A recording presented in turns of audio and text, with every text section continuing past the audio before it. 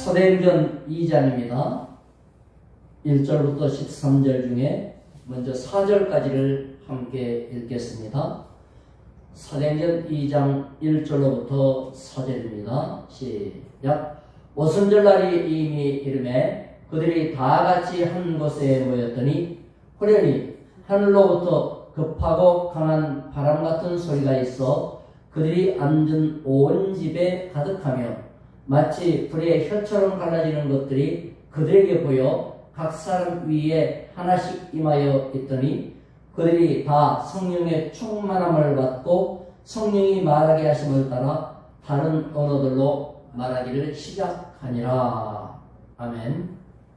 성령 강림이 시작됐습니다. 오순절 성령 강림은 여러 가지 중요한 의미가 있어요. 첫째, 신약교회의 성립, 시작, 신약교회.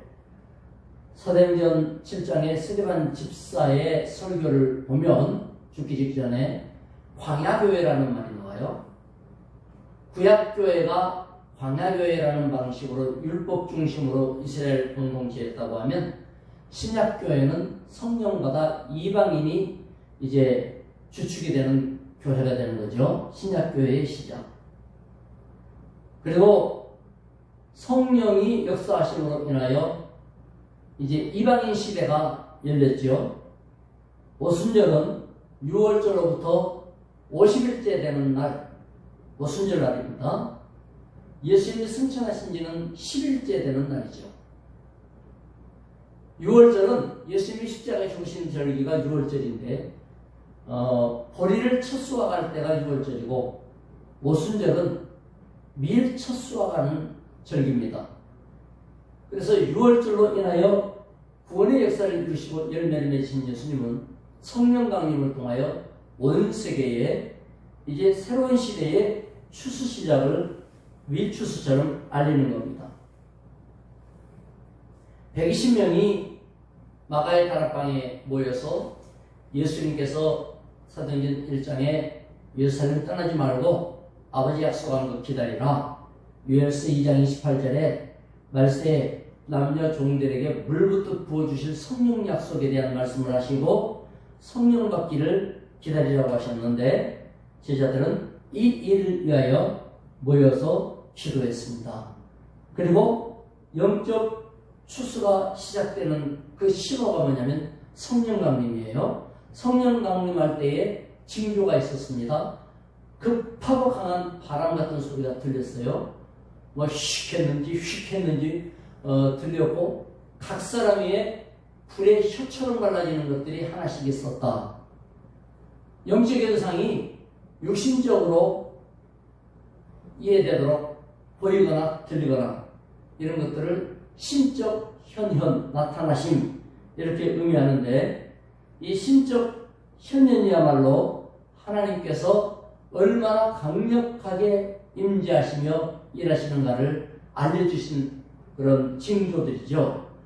이와 같은 신적 현현을 통해서 이 사람들에게는 성령 충만함이 내적으로는 임하였고 외적으로는 그런 현상들을 통하여 현현이 됐습니다. 이 일은 하나님께서 여러 나라의 복음을 증언하기 위한 즉 세계복음의 길이 열린 시범입니다. 이로 인하여 다른 언어들로 말하기를 시작했다. 방언이 일반화되어 버렸어요. 성령 받으면 방언 역사가 나타나기 시작한 겁니다. 이렇게 성령이 역사하여 방언 터진 것은 여러 나라의 복음이 열렸다. 이 신호예요. 멀밀 듯 이제 쏟아져 들어가는 복음이 막힘없이 세계로 뻗어나갔다 하는 것을 말해주는 것입니다. 성령이 임하시면 권능을 받고 땅끝까지 이르러 주의 증인이 되리라는 사도행전 1장 8절의 약속이 이런 방식으로 성취되어져 가는 것입니다. 성령은 지금도 우리 심령 안에 충만히 임하고 계시므로 주의 성령께서는 각 방향에 각 사람과 시대와 또는 하나님이 원하시는 그런 일들에 우리를 들어 쓰십니다. 그와 같은 소망과 믿음으로 일어서야 되겠죠. 자, 그 다음 단계를 쭉 보겠는데, 마지막 12절, 13절만 봅시다. 12절, 13절, 시작. 다 놀라며 당황하여 서로 이르되, 이 어찌된 일이냐 하며, 또 어떤 일은 조롱하여 이르되, 그들이 세술에 취하였다 하더라. 제자들이 반언을 말하니까 못 알아듣는 사람은 저게 무슨 소린가, 뭐 중얼중얼 도대체 알아듣지 못한 술 취한 소리야 뭐야, 이렇게 된 거죠. 그러나 알아듣는 사람들에게 있어서는 자기들의 소리가 들려지기 때문에 아주 깜짝 놀란 일들이죠. 왜 놀랐냐? 그 사람들이 신분 때문에 그래요. 아니, 저 사람들은 뭐 외국에 나가서 배웠구나, 무슨 외국어를 이렇게 습득한 그런 지식인들이 아니지 않느냐. 그들의 신분이라는 게 갈릴리 저 윗동네에 한마디로 시골 촌뜨기들 아니냐, 어부들 아니냐. 어떻게 그런데 각 지역의 언어를 저들이 다 각각으로 하면서 고급 언어를 구사할 수가 있겠느냐, 이런 내용이에요. 그러니까 그 못 알아듣는 사람은 술 취해서 못 알아듣는 소리 중얼거리는 걸로 들렸지만은 듣는 사람들에게는 충격이었죠. 아주 쇼킹한 거예요. 9절로 11절에 이제 세계 각지에 11군데 이상의 각지의 나라 사람들이 각 민족들의 언어로 듣기 시작한 겁니다. 우리 주님이 여러 방과 민족들을 복음 안으로 이끌어들이고 편입시키는 신약 교회의 역사가 나타나기 시작한 겁니다. 이제 성령이 역사할 때에 사실은 이건 바벨탑, 창세기 9장의 바벨탑으로 인해 하나님의 언어를 흩어버렸죠. 그래서 전 세계로 흩어졌는데, 바벨탑 때 흩어졌던, 즉 인본주의로 하나님 대적할 때 흩어졌던 언어가 성령 충만함과 하나님 사랑으로 회복되어지는 역사를 보여주는 겁니다. 십자가와 예수 그리스도 은혜 복음 안에 들어오면 이제 흩어진 언어가 회복됐다는 것은 소통이 이루어지는 거죠. 인간을 향한 사랑이 소통이 되고 은혜가 소통이 됩니다. 하나님의 소식을 나눠주는 그런 통로가 열리게 된 것입니다. 그렇기 때문에 하나님의 진노로 인한 바벨탑 흩어진 언어는 복음으로 인하여 성령으로 인하여 이제 하나님의 사랑으로 바뀌어졌고 화목으로 완성되어지는 것을 보여주는 것입니다. 예수는 이제는 인류의 중심에 서게 되실 겁니다. 그렇게 해서 각 공동체를 이루게 될 것이고, 그 공동체에 예수 이름이 들어가면 어느 곳에나 그 공동체는 사랑과 은혜, 양보와 돌봄, 나눔과 봉사, 이런 공동체로 세워지는, 이전까지 없었던 새로운 가치관이 만들어지게 되는 것입니다. 장차 각 나라와 족속과 백성과 방언에게 하나님이 복음을 증거할 것을 지금 예고하시는 내용이 바로 오순절 성령 강림입니다. 이 오순절 성령 강림의 중요한 의미는 뭐냐면 인간은 부족하다, 이것을 보여주는 거예요. 인간이 완전하면 성령 오실 필요 없죠. 완전한 인간끼리 해결하면 되죠. 그래서 인간이 부족하다라는 데서 출발한 게 이제 두 가지가 만들어진 거예요. 하나는 교회. 교회는 인간이 부족하다, 그래서 하나님이 모이게 하신 거예요. 왜요? 이 부족한 인간들에게 온전하신 성령께서, 완전하신 성령께서 충만히 임하심으로 부족한 인간이 이룰 수 없는 신적 능력의 역사를 이루도록 합니다. 그래서 교회는 인간이 부족하다, 그 증거로 쓰여졌어요. 반대로 하나님은 완전하시다, 성령은 충만히 임하여 온전하게 주의 뜻을 이루신다. 그게 교회예요. 이 공동체라고 하는 것은 이렇게 써있고, 또 하나는 뭐냐면 이 사도행전에서도 보면 알 수 있지만은 사도행전 1장에서 먼저 모여가지고 마띠아를 선출하고 이러죠. 이럴 때에 이제 한 명을 선출하는데요. 이것이 바로 뭐냐면은 민주주의의 시작이에요. 민주주의가 뭐냐? 제일 좋은 게 민주주의가 아니에요. 인간은 불완전하고 죄악돼요. 그래서 뭐를 해도 잘못되는데 그래도 몇천 년 동안 이렇게 쭉 사람들이 모여가지고 이거보다는 이게 낫지 않겠어? 그게 투표예요. 그게 선택이에요. 이 선택이라는 건 뭐예요? 이 사람이 될 수도 있고 저 사람도 될 수 있는 거예요. 그러니까 내 마음에 안 들어도 저 사람이 됐다 하면 그 선택을 인정해주고 이게 이제 민주주의가 된 거고 공산주의는 뭐예요? 인간은 완전하다. 윗대가 돼서는 결정하면 그것은 문제가 없고 완전하다. 이게 공산주의예요. 그러니까 그들은 완전하기 때문에 온전한 하나님이 필요가 없어요. 자기들로 충만하니까. 그러나 우리는 뭐예요? 부족하기 때문에 교회라는 공동체, 하나님, 성령님, 말씀이 필요한 거예요. 민주주의도 부족하니까 우리가 하자. 이렇게 된 거예요. 그렇게 해서 가장 나쁜 거는 뭐냐면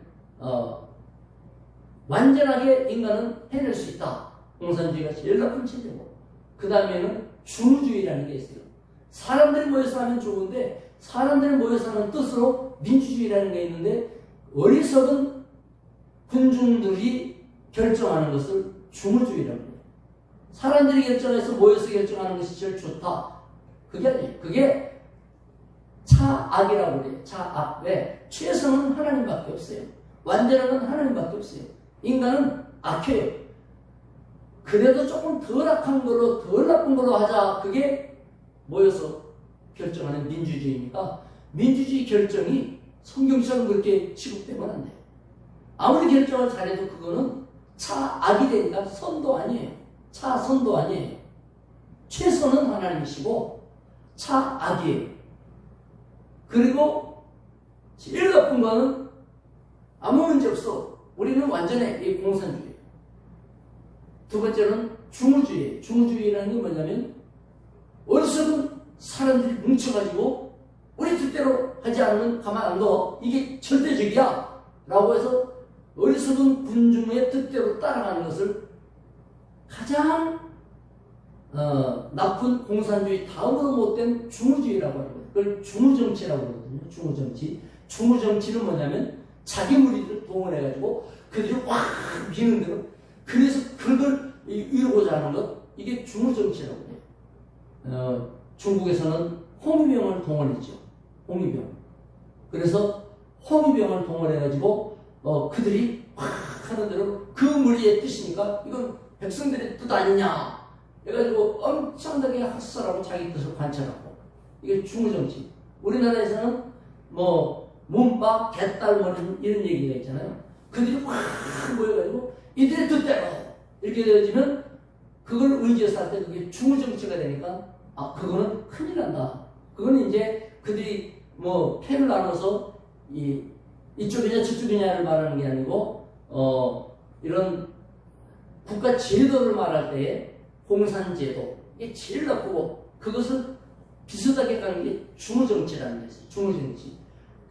그러나 선도 아니에요. 민주주의가 선이 아니에요. 악이에요. 민주주의도 잘못 결정할 수 있고요. 문제가 있을 수 있어요. 교회에서 결정을 했는데 자 1 더하기 1 그거는 민주주의를 결정할 수 있습니까? 없습니까?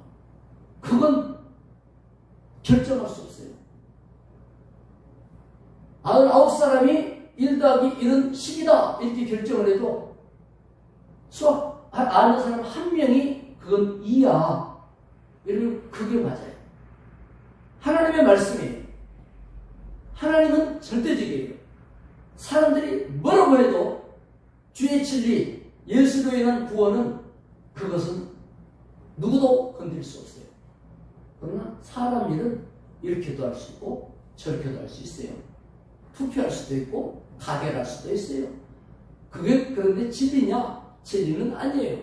우리가 그렇게 받아들일 뿐이에요. 그러나 뒤에 말씀은 뭐예요? 우리가 받아들이기로 결정한 게 아니에요. 받아들이든지 말든지 그건 진리예요. 그걸 진리라고 해요. 하나님은 절대적이며 절대 선하신 분이에요. 우리는 악한 사람이에요. 그래 뭐가 필요해요? 제도에서는 민주제도가 필요하고 그 교회에서 나왔단 말이에요. 그 다음에 공동체에서는 성령의 인도하심이 필요한 거예요. 그게 교회예요. 그래서 하나님이 만들어주신 교회를 향한 뭡니까? 성도를 향한 두 가지 제도는 하나는 교회제도, 하나는 민주제도. 그러나 교회제도도 온전치 않아요. 민주제도도 온전치 않아요. 그것도 악해요. 악한 사람들이 모였어요. 그래서 뭐가 필요하냐? 성령이 필요한 거예요. 말씀이 필요한 거예요. 여기 바라보면 하나님의 말씀이 우리에게 주어지고 말씀대로 모여 기도하고 성령이 임할 때 새 시대가 열렸습니다. 오순절 성령 강림은 추수의 시작입니다. 우리들의 주의 추수 열매가 되었듯이 우리도 열매를 거두어야 되도록 복음을 뿌리고 또 구원을 이루는 사명을 받았습니다. 이번 연휴 기간에도 성령의 인도를 잘 받고 축복의 역사가 일어나는 아름다운 기간이 되어지고 성령이 부족한 우리를 감싸주시는 오순절의 역사와 같이 지키시고 채우시는 날 되시기를 축원합니다. 기도합시다.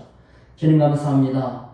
우리의 믿음에 믿음을 더하시고 은혜 가운데 믿음으로 살아가도록 죄인들의 모임, 죄인들의 세상, 부족한 인간 그 사실을 인정하고 우리는 교회 안에 성령의 인도를 받아야 됩니다. 세상에서는 참으로 온전하지는 않지만은 그래도 백성들이 모인 이런 민주적인 열차가 필요합니다. 온 세상이 이와 같은 세상이 되도록 도와주시며 영적으로는 교회요, 세상적으로는 민주가 일어나서 자유민주가 일어나서 남북한이 그와 같이 되고 온 교회가 그와 같이 되고 온 나라와 세계가 참으로 하나님이 사랑하는 백성들의 모임으로 그와 같은 공동체가 회복되게 하여 주시옵소서. 우리 안디옥 교회 모든 흩어진 성도들에게 축복하시고 성령 충만과 응답을 주시옵소서.